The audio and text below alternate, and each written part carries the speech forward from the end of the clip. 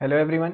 इस वीडियो में construction equipment के उन एरियाज की चर्चा करेंगे जिससे न्यूमेरिकल क्वेश्चन बनते हैं। तो पहले हम लोग टॉपिक देखेंगे, फिर साथ साथ उनके क्वेश्चन भी देखते चलेंगे। सो कंस्ट्रक्शन इक्विपमेंट ये जो है मॉडर्न डे कंस्ट्रक्शन का एक बहुत इंपॉर्टेंट रिसोर्स है। खासकर इंफ्रास्ट्रक्चर प्रोजेक्ट की बात करें तो इन सब प्रोजेक्ट्स में अलग अलग टाइप के बहुत सारे काम होते हैं, जैसे कि एग्रीगेट प्रोडक्शन, कॉन्क्रीट प्रोडक्शन, उसकी प्लेसमेंट, फिर अर्थ मूविंग ऑपरेशन। तो सर आप ये कहना चाहते हैं कि बिना इक्विपमेंट के हम आज के डेट में कंस्ट्रक्शन को इमेजिन करना बहुत मुश्किल बात है। तो हाँ, बिल्कुल सही बात है। ठीक है, तो यहाँ तक कि हमारे पास अलग अलग काम के लिए भी अलग अलग इक्विपमेंट अवेलेबल है। तो अब बात आती है कि सूटेबल इक्विपमेंट के सिलेक्शन की, क्योंकि इक्विपमेंट डिफाइन करता है कंस्ट्रक्शन मेथड को, जिससे हम लोग अनुमान लगा सकते हैं टाइम का और प्रोजेक्ट में लगने वाली कॉस्ट का।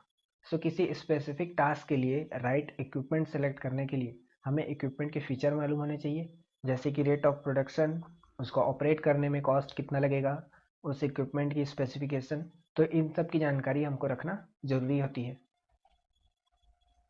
सो इस वीडियो में हम लोग ऐसे ही कुछ फंडामेंटल का डिस्कस करेंगे जिससे न्यूमेरिकल प्रॉब्लम बनते हैं। जैसे कि देख पा रहे हो यहाँ पर rolling resistance, grade assistance, coefficient of traction है, ड्रॉप और पुल है, रिम पुल और ग्रेडेबिलिटी। इन सबको डिस्कस करेंगे, क्वेश्चन प्रैक्टिस भी करेंगे इनकी, जिससे कि अगर एग्जाम में सवाल आए तो बन जाए आपसे। सो इनको स्टार्ट करने से पहले एक छोटी सी बात पे चर्चा हम लोग कर लेते हैं, जैसे कि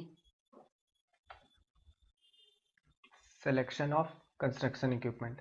और अभी तक क्या बात हो चुका है कि construction equipment are one of the important resource of modern day construction. और फिर for selecting the right equipment to perform a specific work at minimum cost it is essential to know the feature of construction equipment. ठीक है, तो नीचे देखो यहाँ पे कुछ फैक्टर्स लिखे हैं जो हमको ध्यान रखना जरूरी है इक्विपमेंट को सिलेक्ट करने के पहले, क्योंकि इतने wide range of equipments available हैं कि सिलेक्शन थोड़ा सा कॉम्प्लिकेटेड हो जाता है। इसलिए ध्यान रखते हैं, पहला पॉइंट जो ध्यान रखना है, यूज ऑफ एग्जिस्टिंग इक्विपमेंट। जब कभी भी ऐसा लगे कि नए इक्विपमेंट की फुल यूटिलाइजेशन नहीं हो पाएगी तो जो ओल्ड एग्जिस्टिंग इक्विपमेंट है हमें इसको ही यूज में ले आना चाहिए। ठीक है, नेक्स्ट है फिर अवेलेबिलिटी ऑफ इक्विपमेंट। जो इक्विपमेंट ईजिली अवेलेबल है मार्केट में उसको सेलेक्ट कर लेना चाहिए, क्योंकि इसकी फिर रिपेयरिंग आसानी से कर सकते हो, लेबर आसानी से मिल जाएंगे, टेक्नीशियन आसानी से मिल जाएंगे। अगर बाहर से मंगाए, डिलीवरी में डिले हुआ तो इसमें कॉस्ट में असर पड़ेगा और हमारा प्रोजेक्ट भी डिले हो सकता है। नेक्स्ट है फिर यूज़ ऑफ स्टैंडर्ड इक्विपमेंट।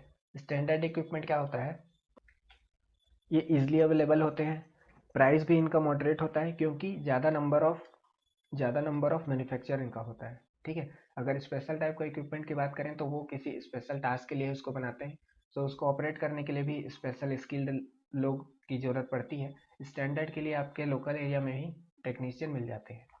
फिर अगला है कंट्री ऑफ ओरिजिन। तो अपनी खुद की कंट्री से इक्विपमेंट हमको सेलेक्ट करना चाहिए, इससे क्या होता है, इकोनॉमी बूस्ट करेगा। और सेकेंड है कि रिपेयर कॉस्ट भी कम आएगी, कोई भी पार्ट्स अगर लेना हो तो ईजिली अवेलेबल हो जाएगा, तो कंट्री ऑफ ओरिजिन को प्रेफर करते हैं। नेक्स्ट है suitability for site condition. Equipment job condition, soil, climate, working condition को सूट करना चाहिए। फिर है साइज ऑफ इक्विपमेंट। साइज भी हमको ध्यान में रखना चाहिए सिलेक्ट करते वक्त, क्योंकि अगर साइज बड़ा रहेगा तो प्रोडक्शन की कॉस्ट ज़्यादा लगेगी, उसको ट्रांसपोर्ट करने में डिफ़िकल्टी आएगी, इसलिए ट्रांसपोर्ट का कॉस्ट बढ़ेगा, सर्विसिंग, मेंटेनेंस, रिपेयर में दिक्कत आएगी। लेकिन अगर टफ वर्किंग कंडीशन की बात करें या जब आउटपुट हमको ज़्यादा चाहिए तो फिर बड़े साइज़ का इक्विपमेंट ही लेना चाहिए। तो अपनी सूटेबिलिटी के हिसाब से ये सब फैक्टर हमको ध्यान में रखना है इक्विपमेंट को सेलेक्ट करते टाइम। फिर अगला है वर्सेटैलिटी। एक इतना महंगा इक्विपमेंट लो और एक ही काम करे तो ये फिर पैसा हमारा वसूलाएगा नहीं। सो इक्विपमेंट ऐसा हो जो एक से ज़्यादा काम करे, या फिर जब पॉसिबल हो तो वो इंटर कन्वर्टिबल होना चाहिए। नेक्स्ट है सुटेबिलिटी ऑफ लोकल लेबर, जिसकी हम लोग बात किए थे स्टैंडर्ड इक्विपमेंट के टाइम पे। स्पेशल इक्विपमेंट परफॉर्मेंस तो अच्छा देती है, लेकिन जब ब्रेकडाउन हो तो रिपेयर में दिक्कत आ जाती है। तो जो locally available operator and technician है वो इक्विपमेंट को हैंडल करने आना चाहिए। सो ऐसे लोकल लेबर अवेलेबल होने चाहिए हमारे आसपास। तो ये थे कुछ फैक्टर्स। अब सीधा हम लोग जंप करते हैं न्यूमेरिकल वाले टॉपिक पर। पहला है जो हमारा रोलिंग रेजिस्टेंस। रोलिंग रेजिस्टेंस, सो रोलिंग रेजिस्टेंस का मतलब क्या है, व्हीकल को रोल करने में लगने वाला रेजिस्टेंस। सो इस रेजिस्टेंस को ओवरकम करने के लिए, मतलब व्हीकल को रोल कराने के लिए हम लोग क्या करेंगे, कुछ फोर्स लगाएंगे। कितना फोर्स लगाएंगे, जितना रेजिस्टेंस है उसके बराबर, कम से कम उतना तो लगाएंगे ही जिससे कि हमारा व्हीकल रोल कर जाए। सो सिंपली रोलिंग रेजिस्टेंस क्या है, मेजर ऑफ फोर्स, कितना फोर्स हमको लगाना पड़ेगा कि हमारा व्हीकल रोल कर जाए। सो वह measure of force that must be overcome to pull और roll a vehicle over the surface. ठीक है, इसकी यूनिट क्या होती है, इसकी यूनिट होती है KG per ton, KG per ton. It is expressed in KG of tractive friction pull जो हमने लगाया, required to move each gross ton over a surface. हर एक टन के लिए कितना केजी फोर्स लगेगा उसको बोलते हैं रोलिंग रेजिस्टेंस। जैसे कि ये हमारा व्हीकल है, इस सरफेस के ऊपर इसको रोल कराना है। मान लो कि ये 5 टन का व्हीकल है, 500 किलो लगाने पर ये रोल कर रहा है। और यहाँ जब सरफेस है तो सरफेस के ऊपर तो फ्रिक्शन आएगा ही, ये कुछ फ्रिक्शन आ रहा है, इसको हम लोग बोल देते हैं रेजिस्टेंस। यही है रेजिस्टेंस जिसको ओवरकम करना है। सो 5 टन का व्हीकल है, 500 केजी लगा रहे हैं। सो रोलिंग रेजिस्टेंस क्या हो जाएगा यहाँ पर, कितना केजी लगाना है, 1 टन के लिए 500 केजी तो लग रहा है, 5 टन के लिए 1 टन के लिए 100 kg per ton. So 100 kg per ton is rolling resistance. Clear है? सो इसको जनरलाइज करके हम लोग लिख सकते हैं rolling resistance is equal to P upon W, और बंद कर देंगे डब्बे में। जहाँ पी क्या है, पी का क्या मतलब है, पी का मतलब है रिक्वायर्ड ट्रैक्टिव फोर्स, पी का मतलब है रिक्वायर्ड ट्रैक्टिव फोर्स, या फिर बोल सकते हैं average tension in tow cable. ये क्या होता है बताता हूँ। टो केबल में टेंशन कितना आ रहा है, मान लो ये व्हीकल को कोई इस तरफ खींच के ले जा रहा है, ये इस केबल के सहारे, तो इस केबल में कितना टेंशन आएगा उसको बोल रहे हैं। ठीक है, और W क्या है, ग्रॉस वेट ऑफ व्हीकल, लेकिन टन में, और RR तो है रोलिंग रेजिस्टेंस, इसकी यूनिट है केजी पर टन, ये याद रखना है। अब ये जो रेजिस्टेंस है वो किसके बीच आ रहा है, इस सरफेस के ऊपर और इस टायर के बीच में, इन दोनों के बीच में ही आ रहा है फ्रिक्शन। सो हम लोग क्या बोल सकते हैं कि जो रोलिंग रेजिस्टेंस है ये डिपेंड करता है किस सरफेस पर हमारा व्हीकल मूव कर रहा है, या फिर हमारा जो टायर है उस पर थ्रेड कैसा बना हुआ है। ठीक है, इसको हम लोग समझते हैं एक एक करके।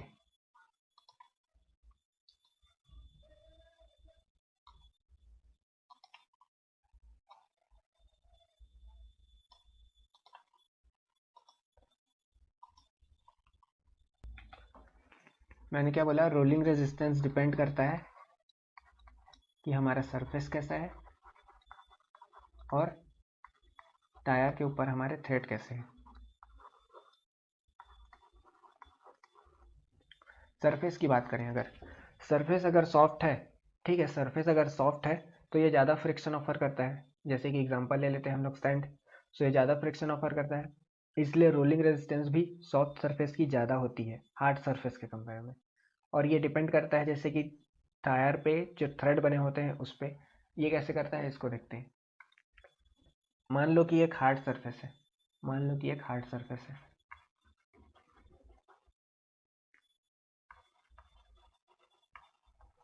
और एक ले लेते हैं हम लोग सॉफ्ट सरफेस।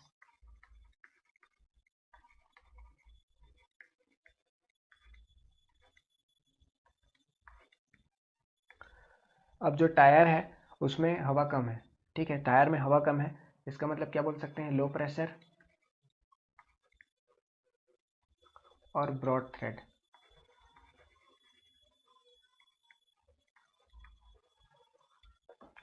और एक केस लेते हैं हम लोग high pressure narrow thread.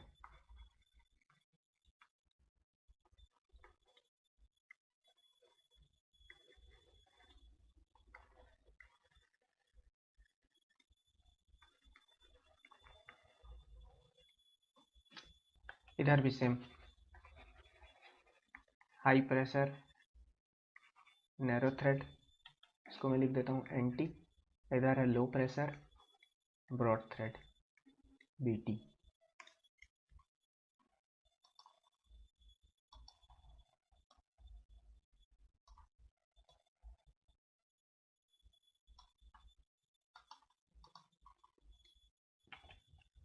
Hard surface में ही बात करो अभी कि इसमें किस केस में रोलिंग रेजिस्टेंस ज़्यादा होगी और किस केस में कम होगी, पहले केस में या फिर दूसरे केस में। किस में रोलिंग रेजिस्टेंस ज़्यादा होगी, फर्स्ट केस में ज़्यादा होगी, क्योंकि इसमें क्या है, ब्रॉड थ्रेड है। ब्रॉड थ्रेड है, इसका मतलब क्या है, कॉन्टैक्ट एरिया ज़्यादा है। कॉन्टैक्ट एरिया ज़्यादा है मतलब सरफेस के साथ टायर का ज़्यादा एरिया कॉन्टैक्ट में है। इसका मतलब अगर फ्रिक्शन होगी तो ज़्यादा होगी, क्योंकि एरिया ज़्यादा है, तो जो पुल लगेगा फ्रिक्शन को ओवरकम करने के लिए वो ज़्यादा लगेगा, तो यहाँ पे रोलिंग रेजिस्टेंस ज़्यादा हो जाएगी। ठीक है, अब आते हैं सॉफ्ट सरफेस पे। सॉफ्ट सरफेस में पहला केस और दूसरा case, low pressure broad thread या फिर हाई प्रेशर नैरो थ्रेड। अब इसमें सॉफ्ट सरफेस है, अब इसमें जो हाई प्रेशर नैरो थ्रेड है इसमें रोलिंग रेजिस्टेंस ज़्यादा होगी। अब हाई प्रेशर नैरो थ्रेड की रोलिंग रेजिस्टेंस कैसे ज़्यादा होगी सर, ये हमको एक एग्जांपल लेकर के बताइए। तो देखते हैं, जैसे कि हमने साइकिल चलाया है बचपन में या अभी भी चलाते हैं, सो जो साइकिल है सैंड में चल पाती है क्या, नहीं चल पाती है। क्यों, क्या होता है उसमें, वो सिंक कर जाती है। लेकिन जब हम उसकी हवा निकाल देते हैं, जैसे कि यहाँ मैंने बोला था लो प्रेशर मतलब हवा कम, तो इसकी अगर हम लोग हवा निकाल देंगे तो जो टायर है वो कैसा हो जाएगा, ब्रॉड हो जाएगा। हवा निकलने के बाद टायर का क्या हो जाता है, ब्रॉड हो जाता है।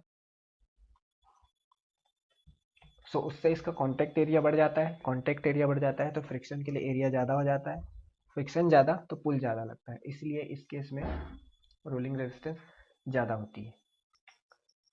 कॉन्टैक्ट एरिया बढ़ जाने से सिंक करने की टेंडेंसी भी कम हो जाती है, तो ब्रॉड थ्रेड में फिर रोलिंग रेजिस्टेंस कम हो जाता है जब लो प्रेशर ब्रॉड थ्रेड होता है। तो अब एग्जाम में इससे न्यूमेरिकल कैसे बनता है उसको देखते हैं। एक एग्जांपल लेके, if a loaded truck having gross weight equal to 45 ton, truck दे दिया है, ट्रक का वेट दे दिया है 45 ton, is moving over a level road where rolling resistance, यहाँ रोलिंग रेजिस्टेंस दे दिया है 70 kg पर टन। सो जो ट्रैक्टिव फोर्स हमको चाहिए to keep the truck moving at uniform speed will be, ठीक है, तो इसमें ट्रैक्टिव फोर्स भी पूछा है। सो रोलिंग रेजिस्टेंस क्या होता है, ट्रैक्टिव फोर्स जो हमको चाहिए divided by weight of the vehicle in tons. तो रोलिंग रेजिस्टेंस दे दिया यहाँ पे 70, पी हमको पूछा है tractive force, weight of the vehicle है 45 टन। सो पी यहाँ से निकल जाएगा 75 इंटू 45 करके, पी आ जाएगा 70 इंटू 45 करके, पी आ जाएगा 3150 kg। ठीक है, सिंपल सा था क्वेश्चन।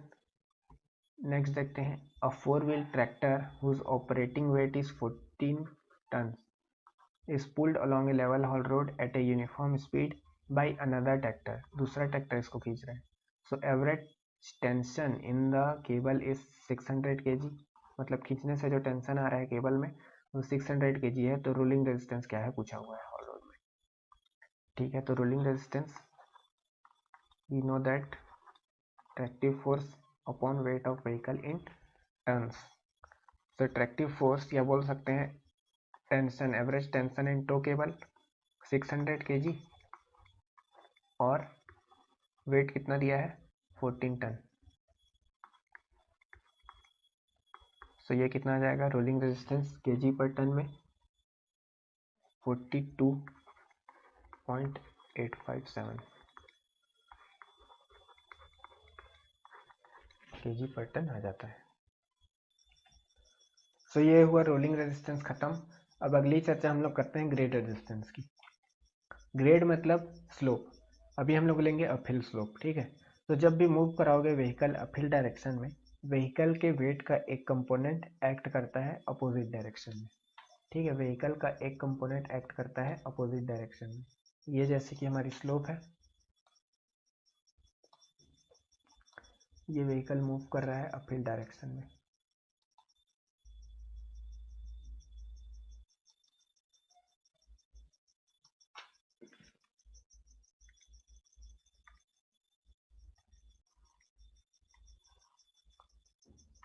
इसका वेट कहाँ एक्ट करेगा? Vertically downward. स्लोप दे देते हैं हम लोग थीटा। सो इसका एक कंपोनेंट कहाँ एक्ट करेगा? अपोजिट डायरेक्शन में। कौन सा कंपोनेंट? वेट का साइन कंपोनेंट। सो डब्लू साइन थीटा। सो ये जो डब्लू साइन थीटा है, ये क्या प्रोवाइड करेगा? ये रेजिस्टेंस प्रोवाइड करेगा व्हीकल के मूवमेंट को। तो इस रेजिस्टेंस को ओवरकम करने के लिए जो फोर्स हम लोग लगाएंगे, वो कहलाएगा ग्रेड रेजिस्टेंस, ठीक है। अब यहाँ पे रोल तो ये करेगा जमीन पे ही, सरफेस पे ही, तो फ्रिक्शन भी आएगा। फ्रिक्शन आएगा, इसका मतलब क्या है? रोलिंग रेजिस्टेंस अभी भी लग रहा है। अब क्योंकि पहले लेवल रोड था, अब आ गया है स्लोप। सो अब स्लोप आ गया है, तो ग्रेड रेजिस्टेंस है वो ऐड हो जाएगा रोलिंग रेजिस्टेंस के साथ, ठीक है। तो ये था थीटा, ये वाला भी हो जाएगा थीटा। सो यही है ग्रेड रेजिस्टेंस, इसी को हमको ओवरकम करना है। सो इस रेजिस्टेंस को ओवरकम करने के लिए इतना ही फोर्स लगाएंगे। सो इसी फोर्स को हम लोग बोलते हैं ग्रेड रेजिस्टेंस, ठीक है। अब अगर बात करें कि अगर ये जो व्हीकल ऊपर जा रहा है, अब अगर यही व्हीकल नीचे मूव करे, मतलब कि डाउनवर्ड स्लोप में, डाउन हिल स्लोप में मूव करे, सो फिर क्या होगा?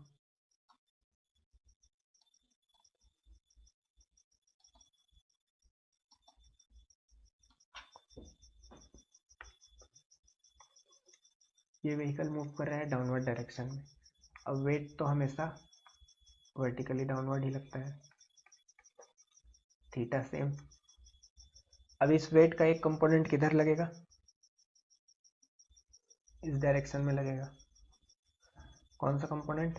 W sine theta. अब क्योंकि ये डब्लू साइन थीटा व्हीकल के मूवमेंट, व्हीकल का ये मूवमेंट है, मूवमेंट हमारा इस डायरेक्शन अपहिल में है, और इसमें हमारा मूवमेंट डाउनहिल की तरफ है। सो इसमें ये क्या है? साथ दे रहा है व्हीकल को मूव करने के लिए। जैसे हम लोग भी बाइक में कभी ट्रैवल करते हैं, तो जब डाउनवर्ड स्लोप आता है तो क्या करते हैं, बहुत लोग चाबी को, गाड़ी की चाबी बंद कर देते हैं, ठीक है, क्योंकि ये कंपोनेंट हमारी हेल्प कर रहा होता है आगे मूव करने में। इसलिए डब्ल्यू साइन थीटा जो यहाँ लग रहा था, इसको बोल रहे थे ग्रेड रेजिस्टेंस। इस डब्ल्यू साइन थीटा को हम लोग बोलेंगे ग्रेड असिस्टेंस, क्योंकि ये हमको असिस्ट कर रहा है मूवमेंट करने के लिए, मूव करने के लिए हमको असिस्ट कर रहा है। सो ग्रेड रेजिस्टेंस हो या ग्रेड असिस्टेंस हो, दोनों की वैल्यू कितनी है? W sine theta. बस क्या हो जाएगा, इनका जो साइन है वो अपोजिट हो जाएगा, ठीक। तो डाउनवर्ड मूवमेंट ऑफ व्हीकल हमको देता है ग्रेड असिस्टेंस, और अपहिल मूव करेंगे तो ग्रेड रेजिस्टेंस। देखते हैं इसको। It is the measure of force that must be overcome to move a vehicle in unfavourable grade. कैसा? और अनफेवरेबल ग्रेड हमारा कैसा है? अपहिल है, इसलिए इसको बोल रहे हैं grade resistance. It act against total weight of vehicle, ठीक है। It is independent of type of equipment all haul surface. ये एक इंपॉर्टेंट पॉइंट याद रखना है, इससे क्वेश्चन आया हुआ है। It is independent of type of equipment और हॉल सरफेस, ठीक। जैसे कि कोई स्टेटमेंट दे दिया कि ग्रेड रेजिस्टेंस की वैल्यू या ग्रेड असिस्टेंस की वैल्यू हार्ड सरफेस में ज़्यादा होती है as compare to soft surface. So हम लोग क्या बोलेंगे? ये स्टेटमेंट गलत है, क्योंकि ये सरफेस पे डिपेंड ही नहीं करती, या फिर इक्विपमेंट कैसा भी रहे, ठीक है। ऐसा नहीं है कि कोई ये इक्विपमेंट है तो ज़्यादा होगी या कम होगी वैल्यू, ये इंडिपेंडेंट होती है। अब ग्रेड असिस्टेंस देखे थे, it is major of force that assist vehicle, assist करता है व्हीकल को, यानी कि हेल्प करता है मूवमेंट करने के लिए on favourable grade. Favourable grade मतलब downhill. It is independent of type of equipment और rolling surface same, grade resistance resistance same. Next फिर जैसा कि मैंने बोला था कि फ्रिक्शन तो आएगा ही, तो रोलिंग रेजिस्टेंस आएगा ही, उसके साथ ग्रेड रेजिस्टेंस या असिस्टेंस ऐड हो जाएगा। तो टोटल रेजिस्टेंस हम लोग क्या बोल सकते हैं, rolling resistance plus grade resistance, या फिर ग्रेड रेजिस्टेंस क्या होता है, ग्रेड रेजिस्टेंस ही होता है, बस अपोजिट होता है डायरेक्शन में। तो इसको लिख सकते हैं rolling resistance minus grade assistance, ये हो जाती है टोटल रेजिस्टेंस की वैल्यू। फिर ये वही बात बोल रहे हैं, grade resistance resistance R equal in magnitude but opposite in direction. Next है स्लोप को कैसे रिप्रेजेंट करते हैं इन टर्म्स ऑफ परसेंटेज। जैसे कि स्लोप की वैल्यू कभी दे दिया 5% क्वेश्चन में, इसका मतलब क्या है, 5 vertical is to 100 horizontal. Horizontal हम लोग हमेशा 100 लेके चलते हैं, ठीक। तो स्लोप को बोल सकते हैं tan थीटा, या ग्रेड या स्लोप बोल लो tan थीटा, ये क्या हो जाएगा 5/100। ये याद रखना है, यूजुअली हॉरिजॉन्टल डिस्टेंस हम लोग 100 मीटर लेते हैं। नेक्स्ट बोल रहा है, नेक्स्ट पॉइंट, ग्रेड रेजिस्टेंस या फिर grade resistance for 1% slope and 1 ton vehicle, 1 ton weight of vehicle, grade resistance और ग्रेड रेजिस्टेंस की वैल्यू क्या होगी। तो इसको देखते हैं। जैसा कि बोला है कि वेट ऑफ व्हीकल क्या है, 1 टन लेना है, और स्लोप कितना दिया है 1%। स्लोप 1% मतलब tan थीटा 1/100 यानी कि 0.01, ठीक है। स्लोप की वैल्यू 0.01, tan थीटा इतना, तो थीटा निकाल लेते हैं, थीटा की वैल्यू क्या हो जाएगी 0.572938 होती है, ठीक। अब अगर थीटा वेरी स्मॉल है, if theta is very small for very small grade, जैसे कि 1% बोल रहा है, थीटा इज वेरी स्मॉल, तो हम लोग बोल सकते हैं कि tan theta is equal to sin theta, है ना, is approximately equal to theta भी बोलते हैं। सो थीटा, tan थीटा और sin थीटा बराबर है। अब ग्रेड रेजिस्टेंस हम लोग क्या देखे थे पीछे, W sin थीटा, ये जैसे कि ग्रेड रेजिस्टेंस हो या असिस्टेंस हो, उसकी वैल्यू क्या है W sin theta. So put कर देते हैं, ग्रेड रेजिस्टेंस या grade assistance W sin theta होती है।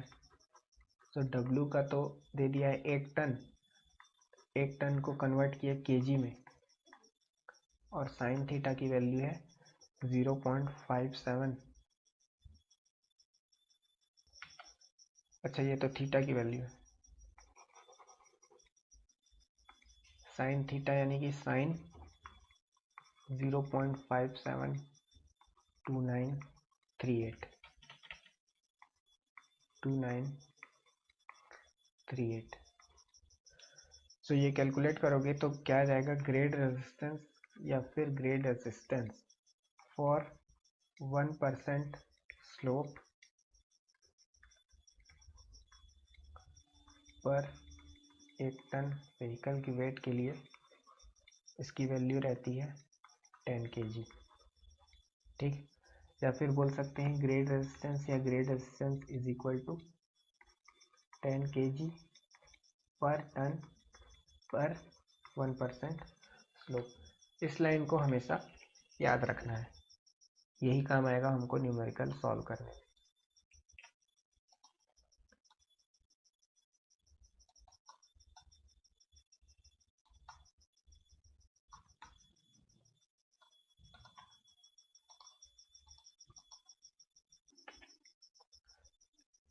तो इसको भी यहीं पर लिख लेते हैं, क्या हो जाएगा 10 kg, ठीक। एक और नोट पॉइंट डाल के लिख सकते हैं हम लोग यूजेबल ट्रैक्टिव एफर्ट के बारे में। यूजेबल ट्रैक्टिव एफर्ट, इसका मतलब क्या होता है, जो हम लोग एक्चुअली में यूज़ कर पा रहे हैं उसको बोलते हैं यूजेबल ट्रैक्टिव एफर्ट। मतलब जो असली में जो रिस्पॉन्सिबल है व्हीकल को पुल करने के लिए, उसको बोलते हैं यूजेबल ट्रैक्टिव एफर्ट। सो ये क्या होता है, ये होता है अवेलेबल ट्रैक्टिव एफर्ट, मतलब कितना है हमारे पास, उसमें अगर रेजिस्टेंस को माइनस कर दें तो बन जाएगा कितना एक्चुअली में अवेलेबल है।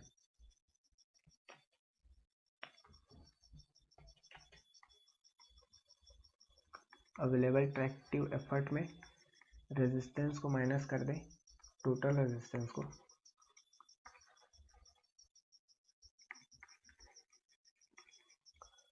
तो ये बन जाएगा यूजेबल ट्रैक्टिव एफर्ट। इसको बोल सकते हैं जो कि रिस्पॉन्सिबल है, responsible to pull the vehicle.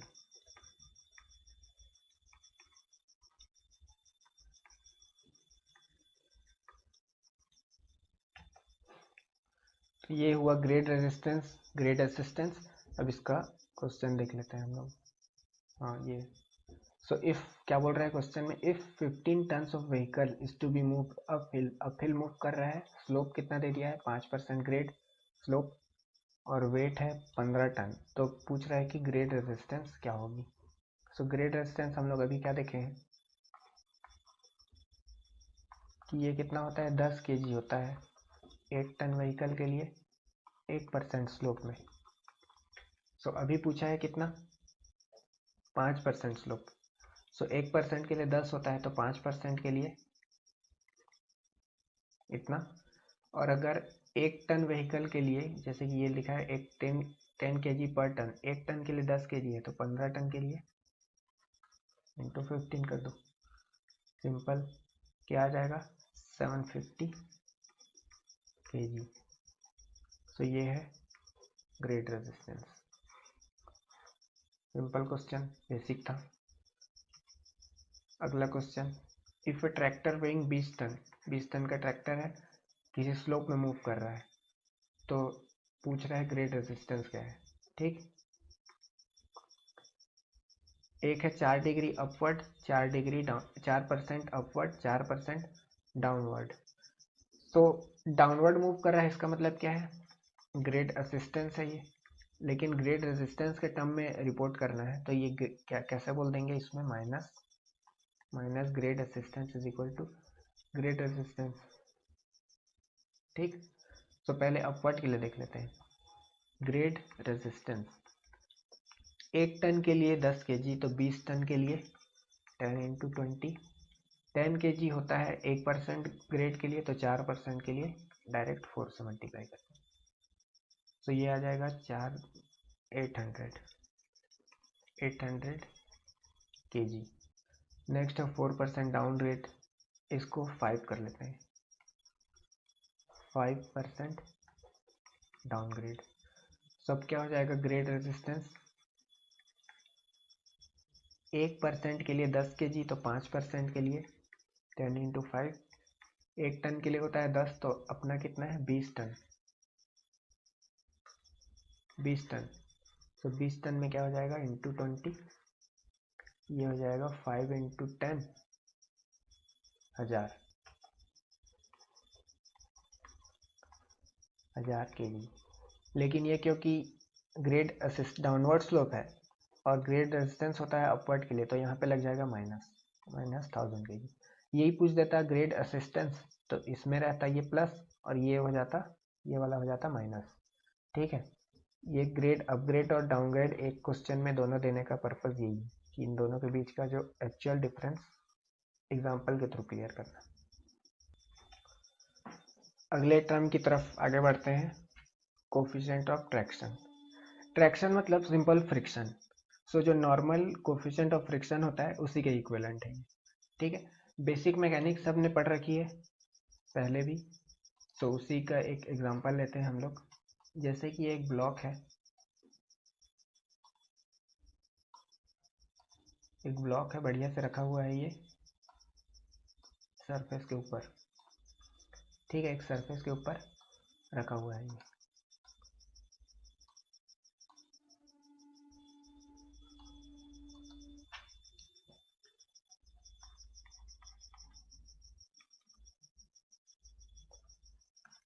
इसका वेट है मान लो कि W, एक्ट कहाँ करेगा वर्टिकली डाउनवर्ड डायरेक्शन में। एक नॉर्मल रिएक्शन आएगी जिसका वैल्यू होगा वेट के बराबर ही। अब इस ब्लॉक को मूव कराने के लिए, इस ब्लॉक को पुल करने के लिए हमको फ्रिक्शन को ओवरकम करना पड़ेगा। ठीक है, इस फ्रिक्शन को ओवरकम करना पड़ेगा। इसका मतलब ये है कि फ्रिक्शन के बराबर फोर्स लगाना पड़ेगा। और फ्रिक्शन क्या है? Friction is equal to mu into N, जैसा कि सबको पता है। यहाँ पे म्यू क्या है? Coefficient of friction. सो इसी के इक्विवेलेंट ही एक होता है कोफिशिएंट ऑफ ट्रैक्शन, जिसके हम लोग चर्चा करने वाले हैं। ये है कोफिशिएंट ऑफ फ्रिक्शन। अब हमारा क्या है इसके जगह, यहाँ पे जो ब्लॉक है, ब्लॉक के जगह क्या है? हमारे पास व्हीकल है। ब्लॉक मूव कराते थे बचपन में, अभी क्या मूव करा रहे हैं? Vehicle, construction equipment. सो ये व्हीकल हमको मूव कराना है, जिसका वेट दे रखा है W और एक नॉर्मल रिएक्शन आ रही है। ठीक है, तो इसके लिए एक फोर्स लगाना पड़ेगा। सो कोफिशिएंट ऑफ ट्रैक्शन क्या होता है, इसको समझते हैं। अब ये हमारे केस में क्या है? ये कोफिशिएंट ऑफ फ्रिक्शन था, इसी को बोल देते हैं कोफिशिएंट ऑफ ट्रैक्शन। ठीक है, कोफिशिएंट ऑफ ट्रैक्शन। फ्रिक्शन तो फ्रिक्शन है। अब समझने वाली बात है एन। एन को समझ, पहले क्या था? N, N is equal to weight था पहले, लेकिन अभी क्या हो जाए, अभी क्या हो जाएगा? एन होगा weight on driving wheel. Driving wheel पे जो वेट आ रहा है सिर्फ उसी को ही हम लोग कंसीडर करेंगे एन की value. Clear? So coefficient of traction हम लोग क्या बोल सकते हैं? म्यू के लिए हम लोग बोल सकते हैं कि ये एक पैरामीटर है, जिसको अगर हम लोग मल्टीप्लाई कर दें वेट के साथ जो ड्राइविंग व्हील पे आ रहा है, सो ये हमको फ्रिक्शन की वैल्यू बता देता है। ठीक है, और ये फ्रिक्शन हमारे पुल के बराबर है, ये फ्रिक्शन हमारे पुल के बराबर है जो हमको लगाना है अपने व्हीकल को मूव कराने के लिए। बस यही है कोफिशिएंट ऑफ ट्रैक्शन। ठीक, डेफिनेशन पढ़ लेते हैं तो और क्लियर हो जाएगा। Traction is the maximum frictional force, traction is the maximum frictional force produced between surface without slipping. ठीक, now it may be defined as the factor by which, ये ऐसा एक फैक्टर है जिससे total load on driving wheel या फिर tyre should be multiplied. एक factor है जिससे total load on driving wheel should be multiplied in order to calculate maximum possible tractive force, जो कि फ्रिक्शन के बराबर है। इसी को बोलते हैं हम लोग कोफिशिएंट ऑफ ट्रैक्शन। नेक्स्ट, अब जैसे सबका क्वेश्चन देखे हैं तो इसका भी एक क्वेश्चन प्रैक्टिस कर लेते हैं। A four-wheeler weighing 16,000 kilo has weight distributed between front and rear wheel. Rear wheel को ही हम लोग जनरली क्या ड्राइविंग व्हील बोलते हैं। कैसा डिस्ट्रीब्यूट किया? लोड 40% और ड्राइविंग व्हील में 60%। It is operating on a level haul with pull of 1200 kg। तो find the coefficient of traction. Coefficient of traction क्या होता है? कोफिशिएंट ऑफ ट्रैक्शन एक पैरामीटर है जिसमें हम लोग मल्टीप्लाई करते हैं लोड जो किस पे आ रहा है? ड्राइविंग व्हील पे आ रहा है। तो ड्राइविंग व्हील पे कितना आ रहा है? 60% आ रहा है लोड। किसका? 16,000 का। अब ये किसके बराबर होता है? पुल के बराबर। तो पुल कितना दे दिया है? 1200। सो यहाँ से हम लोग निकाल लेंगे कोफिशिएंट ऑफ ट्रैक्शन।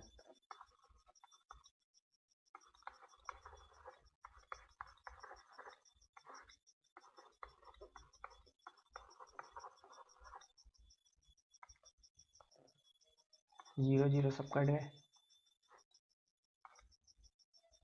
4 3 4 4 3 1 3 2, ये 1/8। सो डेसिमल में बात करें तो 0.125। सो कोफिशिएंट ऑफ ट्रैक्शन है 0.125। क्लियर? तो यहाँ खत्म हुआ कोफिशिएंट ऑफ ट्रैक्शन की चर्चा।